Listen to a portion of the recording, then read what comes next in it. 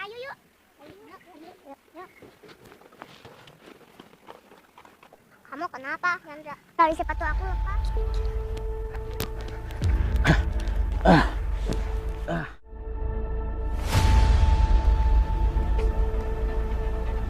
Sumaya, Arshila sama Diandra kemana? Ada di sini. Diandra sama Arshila kemana ya? Duit nih bos. Cuan.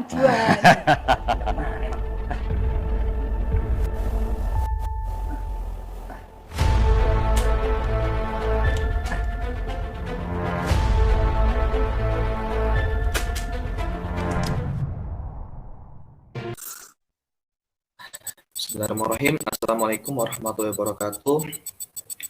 Yang kami hormati dosen mata kuliah hukum pidana yaitu Ibu Luciana Margaret Tejo.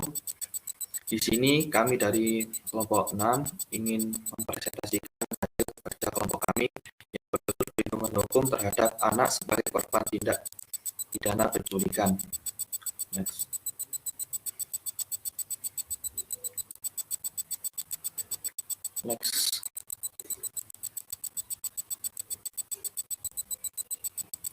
Next. Berikut adalah anggota kelompok kami. Saya Muhammad Farul Faizi. Saya Lutfina ya. Saya Qaniatul Zahra.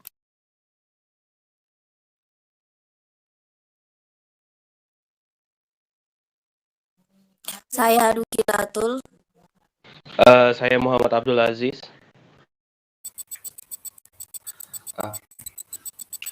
Latar belakang penelitian kami yaitu kasus ini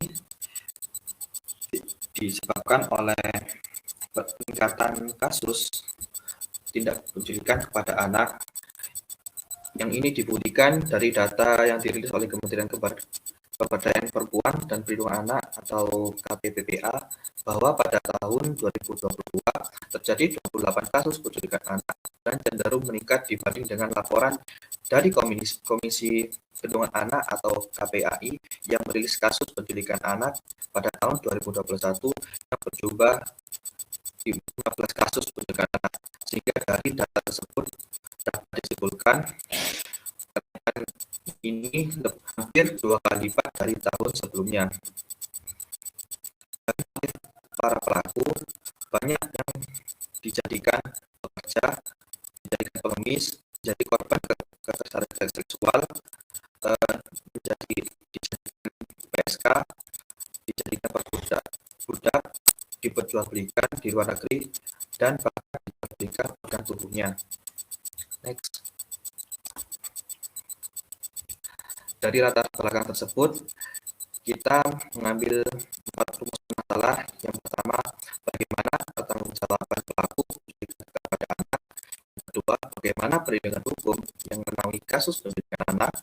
Yang nomor 3, bagaimana pemerintah dan perlindungan anak dalam melindungi hak-hak korban penculikan anak. Dan yang keempat, bagaimana upaya yang bisa dilakukan dalam perlindungan hak-hak korban penculikan. Next. Sebelum kita lanjut, alangkah baiknya kita mengetahui pengertian anak dan penculikan itu sendiri. Menurut Undang-Undang Nomor 23 Tahun 2002, anak adalah seorang yang belum berusia 18 tahun, termasuk anak yang masih dalam kandungan. Dan penculikan sendiri merupakan perbuatan membawa pergi seseorang tanpa hak dengan maksud agar orang tersebut atau korban dapat dikuasai oleh penculik, termasuk dalam kejahatan terhadap kemerdekaan seseorang. Next, selanjutnya akan dilanjutkan oleh rekan saya. Baik, saya akan menjelaskan terkait pertanggungjawaban tindak pidana pelaku penculikan anak. Tindak pidana menurut Simons merupakan suatu perbuatan manusia yang bertentangan dengan hukum, diancam dengan pidana oleh undang-undang. Perbuatan mana yang dilakukan oleh orang yang dapat dipertanggungjawabkan dan dapat dipersalahkan pada si pembuat permasalahan. adanya suatu faktor tindak pidana yang mana perbuatan melawan hukum dan seorang pembuat dapat mempertanggungjawabkan penculikannya. Pertanggungjawaban pidana dalam istilah asing disebut theoretical overhead atau criminal responsibility, yang merupakan mekanisme terhadap pemindanaan pelaku untuk menentukan apakah seseorang terdakwa atau tersangka dapat dipertanggungjawabkan atas suatu tindak pidana atau tidak. Kemudian berdasarkan pasal 1 ayat 1, nullum delictum nulla poena siena previa lege penali, tidak ada delik atau tindak pidana tanpa suatu peraturan yang terlebih dahulu memuat suatu tindak pidana yang dapat dijatuhkan.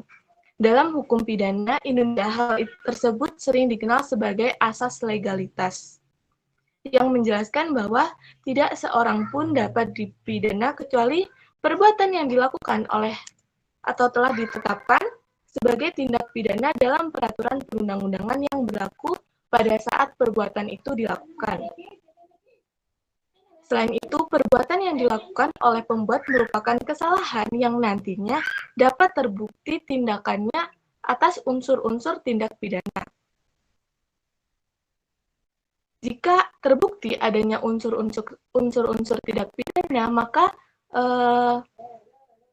maka kesalahan atau hal yang dilakukan oleh si pembuat atau pelaku itu dapat mempertanggungjawabkan tindak pidana ini.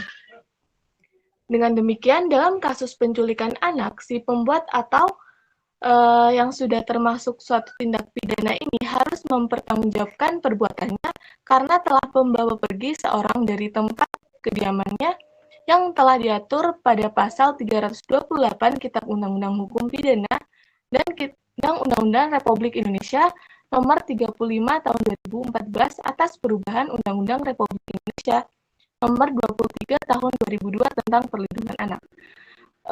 Selanjutnya pengaturan hukum akan dijelaskan oleh rekan kami. Baiklah, selanjutnya ada pengaturan terkait tindak pidana penculikan anak berdasarkan peraturan yang berlaku.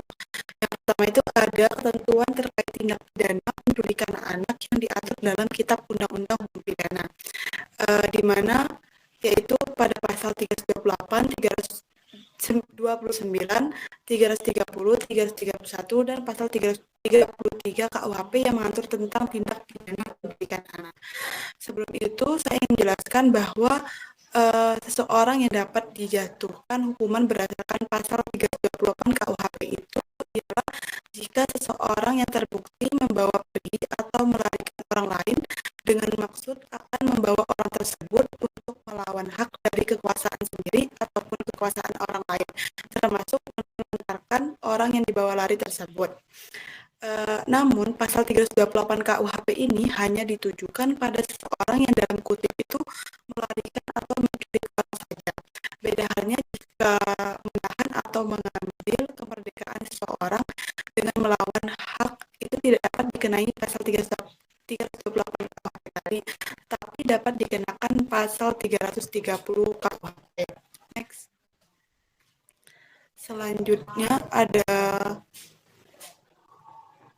ketentuan terkait tindak pidana penculikan anak. Selanjutnya, ketentuan terkait tindak pidana penculikan anak yang diatur dalam Undang-Undang RI Nomor 23 Tahun 2002 tentang Perlindungan Anak, di mana pada undang-undang ini peraturannya itu mengatur lebih khusus mengenai segala sesuatu yang berhubungan dengan perlindungan anak. Undang-undang ini juga mengatur tentang ketentuan pidana yang dikenakan terhadap tindak pidana penculikan yang korbannya adalah anak.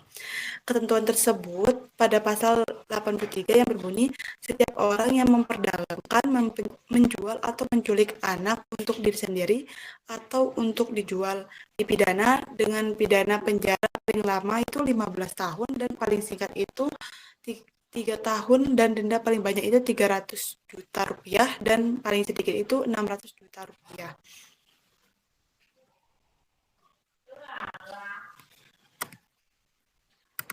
Kemudian ketentuan terkait tindak pidana penculikan anak yang diatur dalam Undang-Undang RI Nomor 35 Tahun 2014 tentang perubahan atas Undang-Undang RI Nomor 23 Tahun 2002 tentang perlindungan anak. Adapun terkait tindak pidana penculikan anak yang diatur dalam pasal 76F junto pasal 83 Undang-Undang RI Nomor 35 Tahun 2014 tentang perubahan atas Undang-Undang RI Nomor 23 Tahun 2002 tentang perlindungan anak. Isi yang mengatur dalam pasal 76F ini ialah setiap orang dilarang menempatkan, membiarkan, melakukan, menyuruh, lakukan atau turut serta melakukan penculikan, penjualan dan atau perdagangan anak. Kemudian pertanggungjawaban pidana terhadap pelaku penculikan anak itu diatur dalam pasal tersebut dan dimintai pertanggungjawaban. Nah, jika sanksinya ini terkait pelaku tindak pidana penculikan anak tersebut diatur lebih lanjut itu dalam pasal 83 yang berbunyi setiap orang yang melanggar ketentuan sebagaimana dimaksud dalam pasal 76F ini dipidana dengan penjara paling singkat 3 tahun dan paling lama 15 tahun dan denda paling singkat 60 juta dan paling banyak itu 300 juta rupiah. Selanjutnya akan dilanjutkan oleh teman saya.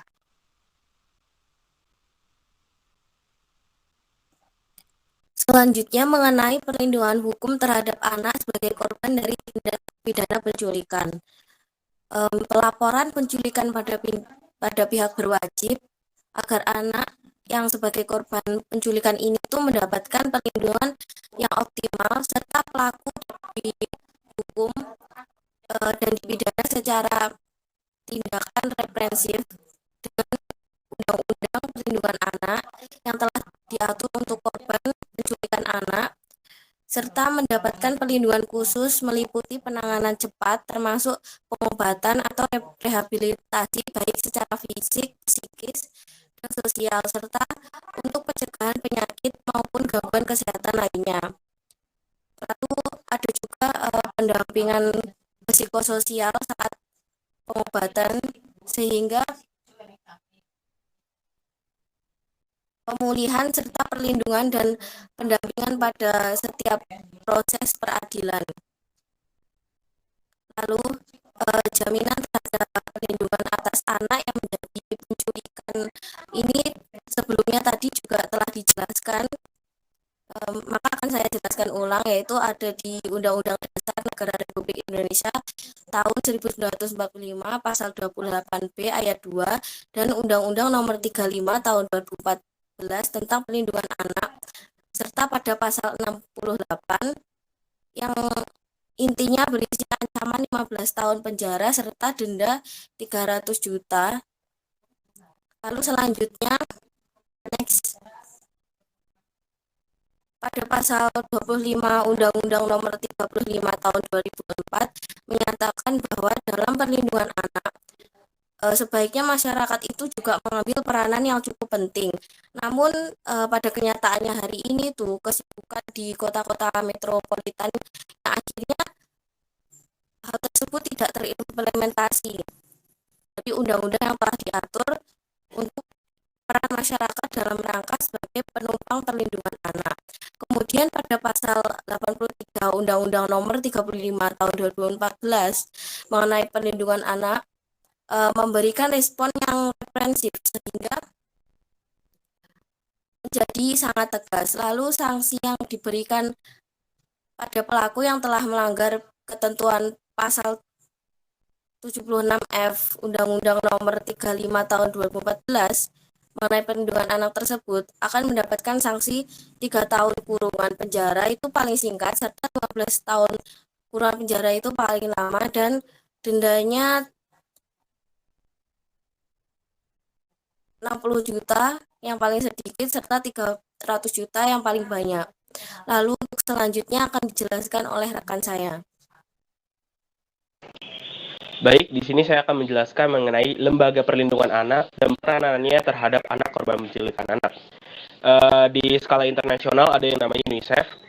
UNICEF yaitu United Nations Emergency Children Fund. UNICEF merupakan salah satu lembaga dunia yang berada di bawah naungan PBB. Salah satu fungsi dari UNICEF yaitu menyalurkan bantuan kemanusiaan khususnya kepada anak-anak.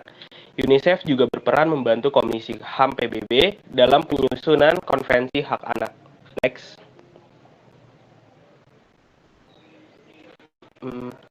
Mungkin tulisan yang putih-putihnya bisa di-hide terlebih dahulu.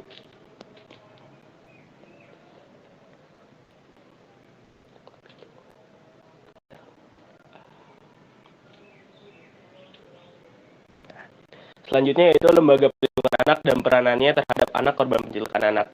Di Indonesia sendiri ada yang namanya KPAI. KPAI yaitu Komisi Perlindungan Anak Indonesia.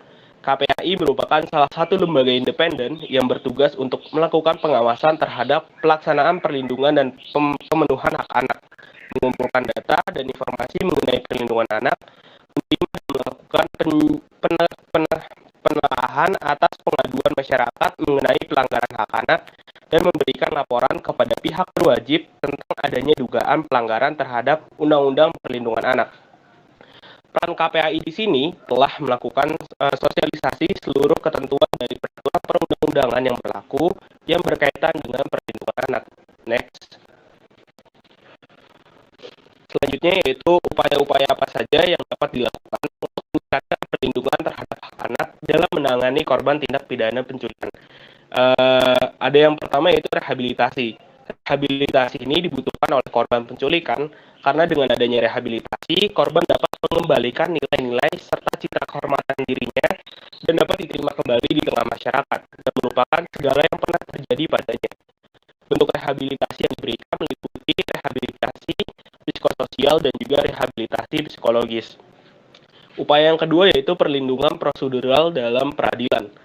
Hak prosedural merupakan hak bagi seseorang untuk mengetahui dan memperolehnya dalam rangka mendapatkan hak substansif, yaitu substansive right. Undang-Undang Nomor 11 Tahun 2012 tentang Sistem Peradilan Anak menjelaskan bahwa hak ini meliputi berbagai perlindungan anak korban dan saksi dalam proses peradilan pidana. Akhir-akhir ini kerap kali terjadi kasus penculikan di berbagai daerah di Indonesia. Anak-anak memiliki hak atas perhatian dan perlindungan baik yang dilakukan oleh orang tua dan pemerintah, sehingga perlu dijaga hak-hak yang harus didapatkan oleh seorang anak. Kasus penculikan anak ini disebabkan oleh kurangnya pengawasan dan perhatian dari orang tua terhadap anak dan sekitarnya. Pelaku penculikan anak ini dikenakan denda dan sanksi sesuai dengan peraturan perundang-undangan. Tindak pidana penculikan telah diatur pada bab 18 Kitab Undang-Undang Hukum Pidana pasal 328. Tidak hanya itu, pasal 329 sampai 333 KUHP juga mengancam terkait pelaku penculikan. Dan perlindungan hukum terkait kasus penculikan anak diatur secara khusus dalam Undang-Undang Republik Indonesia Nomor 35 Tahun 2014 atas perubahan Undang-Undang Nomor 23 Tahun 2002 yang termuat pada pasal 76F dan pasal 83 tentang ancaman kurungan penjara serta denda. Perlindungan hukum terhadap hak-hak korban penculikan anak meliputi tahap pelaporan hingga putusan hukum pidana. Bagi pelaku, tidak hanya itu, korban penculikan anak juga berhak mendapatkan perlindungan khusus baik secara fisik maupun psikis melalui rehabilitasi. Lembaga perlindungan terhadap anak baik nasional maupun internasional memiliki tujuan yang sama terhadap perlindungan hak-hak anak. Lembaga sebagai media penyaluran bantuan hukum serta rehabilitasi kepada anak terus menyuarakan pemenuhan hak-hak kepada anak, sehingga akan diharapkan akan menjadikan anak sebagai generasi bangsa yang tumbuh dan memiliki kualitas yang unggul. Baik, dari itu semua presentasi yang telah disampaikan, dapat ditarik kesimpulan bahwa tindak pidana penculikan merupakan tindak kejahatan yang pelakunya dapat dijerat pidana yang diatur pada Undang-Undang Republik Indonesia Nomor 35 Tahun 2014 tentang perubahan atas Undang-Undang Republik Republik Indonesia nomor 23 tahun 2002 tentang perlindungan anak yang mengancam pelaku tindak pidana penculikan anak, terutama pada pasal 76F yang diatur lebih lanjut pada pasal 83 dengan ancaman kurungan serta denda. Perlindungan juga diatur pada pasal 328, 329, 330, 331, dan 333 KUHP. Perlindungan hukum terhadap hak korban penculikan anak meliputi tahap pelaporan hingga putusan hukum pidana bagi pelaku. Tidak hanya itu, korban penculikan anak juga berhak mendapat perlindungan kasus baik secara fisik maupun psikis melalui rehabilitasi dan pemerintah maupun dari lembaga yang berwenang. Baik, sekian presentasi yang dapat dilakukan oleh kelompok kami. Mohon maaf jika ada salah kata. Wassalamualaikum warahmatullahi wabarakatuh. Waalaikumsalam warahmatullahi wabarakatuh.